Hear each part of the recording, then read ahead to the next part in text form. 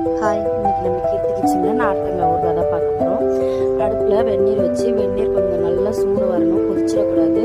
கொதிக்கிறதுக்கு முன்னாடி அடுப்பை ஆஃப் பண்ணிவிட்டு நம்ம எடுத்து வச்சிருக்கிற நார்த்தங்காயெல்லாம் இதில் போட்டு ஒரு பிளேட்டை போட்டு மூடி வச்சிடலாம். ஒரு 10-15 நிமிஷம் இப்படி இருக்கட்டும்.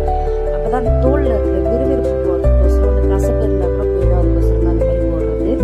இப்போ இதை நான் 15 நிமிஷம் கழிச்சு எடுத்துடலாம். ஒரு கரண்டி வச்சு எடுத்து ஒரு பிளேட்டில் வச்சிடலாம். நல்லா ஆறுனதுக்கப்புறமா நம்மளுக்கு எந்த சைஸில் வேணுமோ அந்த சைஸில் நம்ம நறுக்கிக்கலாம். காயை நறுக்கி ஒரு பிளாஸ்டிக் டப்பாவில் போட்டுட்டு, நான் 4 காய்க்கு 3 பிடிச்சபடி கல்லுப்பு எடுத்திருக்கேன். கையில் 3 புடி எடுத்திருக்கேன்.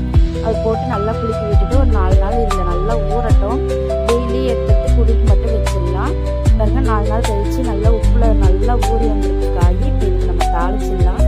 அடுப்பில் பாத்திரம் வச்சு நான் ஒரு 1/4 லிட்டர் நல்லெண்ணெய் விட்டுருக்கேன். எண்ணெய் நல்லா சூடானது கடுகு நல்லா பொரிஞ்ச உடனே தனி மிளகாய் பொடி இதில் சேர்த்துடலாம். சேர்த்துட்டு அடுப்பை ஆஃப் பண்ணிவிட்டு நம்ம உப்புல ஊறின நார்த்தங்காயை இதில் சேர்த்து நல்லா கலந்து விட்டுடலாம்.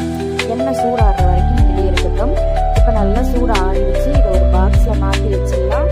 ஊறுகாய் காய்க்கு மேலே எண்ணெய் இருக்கிற மாதிரி பார்த்துக்கோங்க. அந்த அளவுக்கு இருந்தால் தான் கெட்டு போகாது. நம்மளுக்கு 6 மாதம் வரைக்கும் நல்லாவே இருக்கும். ஃப்ரிட்ஜில் வைக்க வேண்டிய அவசியம் இல்லை. சூப்பராக இருக்கும். எல்லா சாதத்துக்குமே தொட்டுட்டு சாப்பிட்லாம். நார்த்தங்காய் ஊறுகாய் எனக்கு ரொம்ப பிடிக்கும். நீங்களும் ட்ரை பண்ணி பாருங்கள். எப்படி இருந்ததுன்னு சொல்லுங்கள். தேங்க்யூ.